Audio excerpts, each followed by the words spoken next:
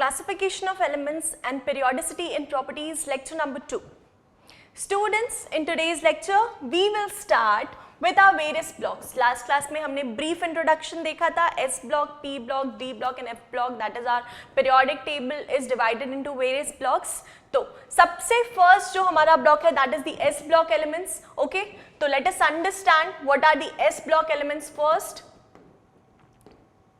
See, the elements of group 1 and group 2 are the S block elements. Group 1 में कौन कौन से आ जाते हैं?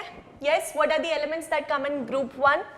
Hydrogen, lithium, sodium, potassium, rubidium, cesium and francium. ठीक है? This is our group 1. Then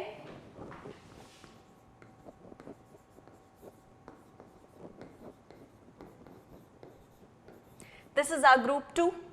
clear है इतनी बात? ग्रुप 1 एंड ग्रुप 2 ये एलिमेंट्स है. ग्रुप 1 एलिमेंट्स को हम एल्कली मेटल्स भी बोलते हैं. ग्रुप 2 एलिमेंट्स को हम एल्कलाइन अर्थ मेटल्स भी बोलते हैं. क्लियर है? ओके, अच्छा. Now let us move on to studying the electronic configuration.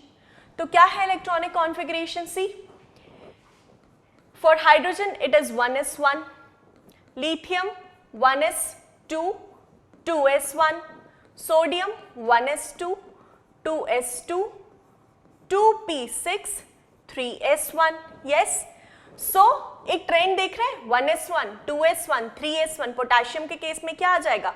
4s1. Rubidium के लिए 5s1, caesium 6s1, francium 7s1. Yes, क्या हम ये ट्रेंड देख पा रहे हैं? 7s1. ऑलराइट, तो इससे हम क्या इन्फर करें कि जो इलेक्ट्रॉन है that is just one. First group में वैलेंस इलेक्ट्रॉन केवल एक है. ओके, तो उसके बेसिस पर हम एक जनरल इलेक्ट्रॉनिक कॉन्फ़िगरेशन अलॉट कर देते हैं ग्रुप 1 को, that is NS1. s orbital में एक ही इलेक्ट्रॉन है. जो वैलेंस शेल वाली s ऑर्बिटल है उसमें केवल और केवल एक ही इलेक्ट्रॉन है. ठीक है, and n will represent the quantum number. अगर पीरियड 1 का है तो it will be 1s1, period 2 का है तो 2s1, 3 है तो 3s1 एंड सो ऑन. तो general electronic configuration for group 1 is NS1. इनका क्या निकल के आएगा? बेरिलियम का क्या होता है electronic configuration? 1s2, 2s2. Magnesium 1s2, 2s2, 2p6, 3s2. Okay, so we have 1s2 here, we have 2s2 here, 3s2 here. Calcium के केस में क्या हो जाएगा? 4s2, 5s2, 6s2, 7s2. Okay, तो कॉमन फैक्टर क्या है कि s ऑर्बिटल में 2 इलेक्ट्रॉन्स, s ऑर्बिटल में 2 इलेक्ट्रॉन्स, वैलेंस वाले s ऑर्बिटल में 2 इलेक्ट्रॉन्स. तो बेसिक इलेक्ट्रॉनिक कॉन्फ़िगरेशन या general electronic configuration for group 2 is what? NS2. Clear है इतनी बात? ओके, उसके बाद बात आती है that the elements of group 1 and group 2 which have NS1 and NS2 outermost electronic configuration belong to S block. Okay, उसके बाद students what we say is they are all reactive metals with low ionization enthalpies. All of them are the reactive metals, highly reactive metals है with low ionization enthalpy. मतलब क्या होता है?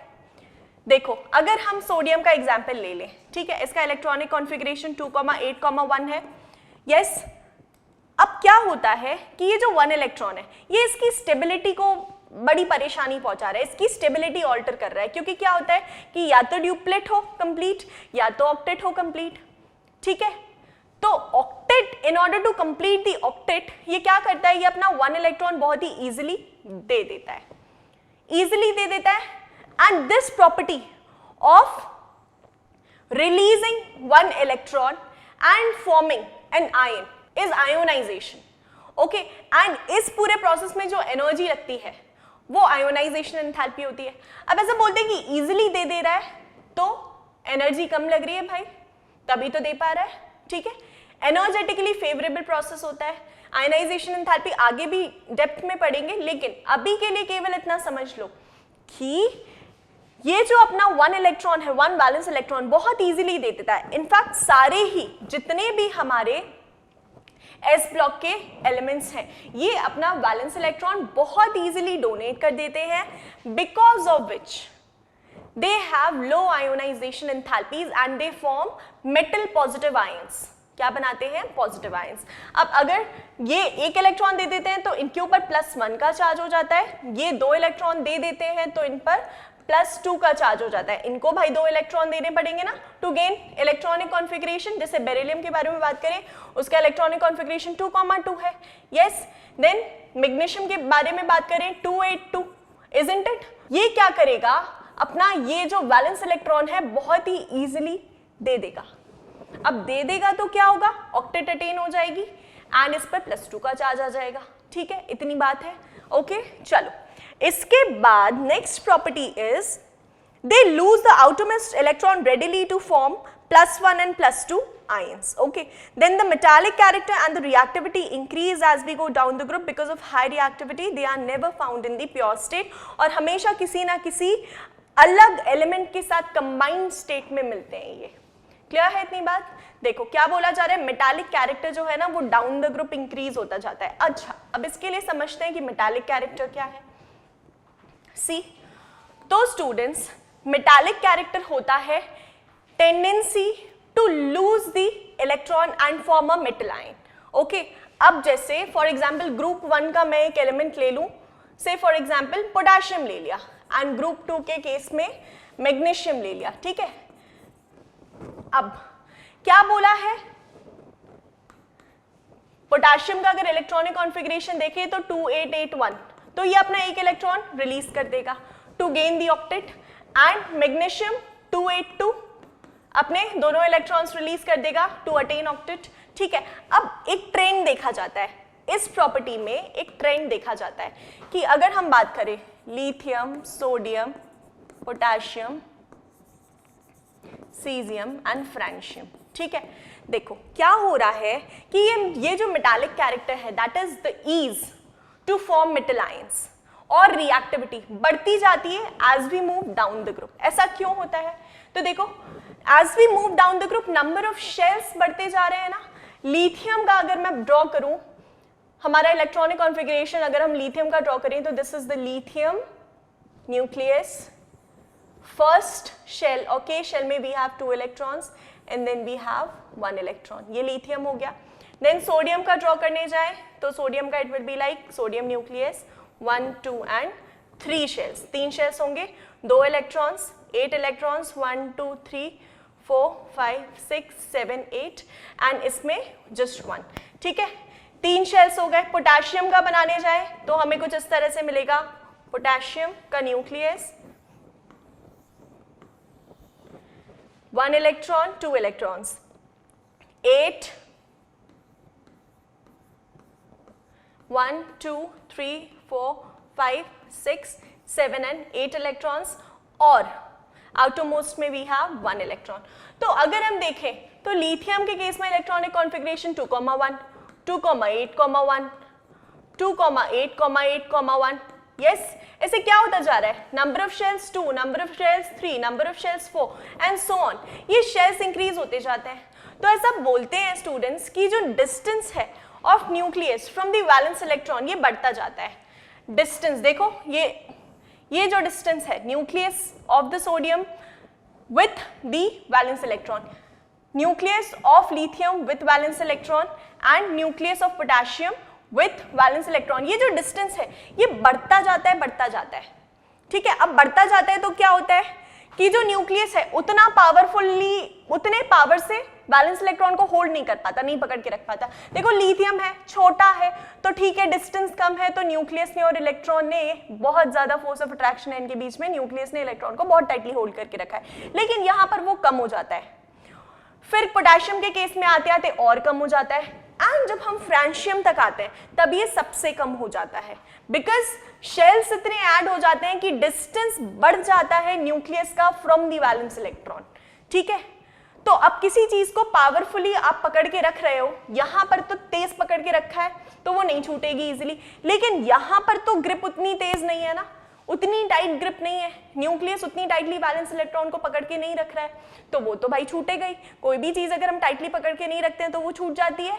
Yes, तो this is what is said कि अगर easy release possible है, मतलब इलेक्ट्रॉन इजीली रिलीज हो रहा है। अब इलेक्ट्रॉन इजीली रिलीज हो रहा है तो आयंस इजीली बन पा रहे हैं, पॉजिटिव आयंस +1 एंड +2 चार्ज, जो हमारे एस ब्लॉक और एस ब्लॉक के जो एलिमेंट्स हैं वो +1 एंड +2 चार्ज इजीली गेन कर पा रहे हैं, because down the group number of shells is increasing. This is the reason, okay, down the group number of shells is increasing, because of which the distance of valence electron from the nucleus is increasing and force of attraction is decreasing. Okay, force of attraction कम होता जा रहा है and therefore easy release of valence electron is possible as we move down the group. तो metallic character भी बढ़ रहा है and क्या बढ़ रहा है? Reactivity. जितना easily electrons का transfer possible है, electrons का release possible है, electrons का exchange possible है, उतनी ही ज़्यादा reactivity होती है। क्लियर है इतनी बात?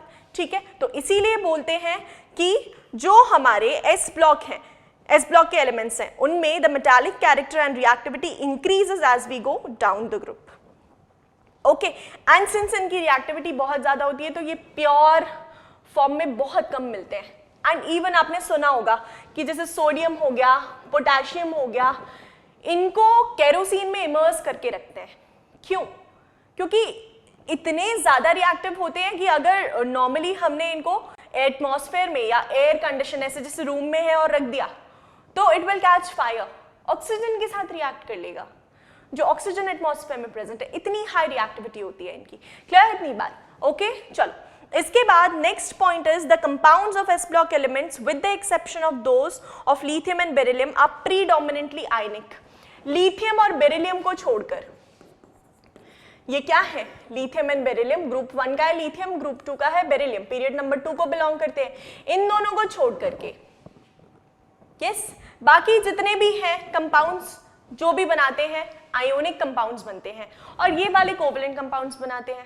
रीजन हम आगे देखेंगे। ओके, ये प्रीडोमिनेंटली आयनिक होते हैं। यहां से जितने भी कंपाउंड्स बनते हैं, for example NaCl, KCl, RbCl, CHCl, सब आयनिक है, लेकिन LiCl is covalent, BeCl2 is covalent. Okay, then yes students, so these were the properties of the S block elements, all right, and इसके बाद next lecture में we will go on to study the P block elements. Okay, that's all for today's lecture. Thank you. Have a great day.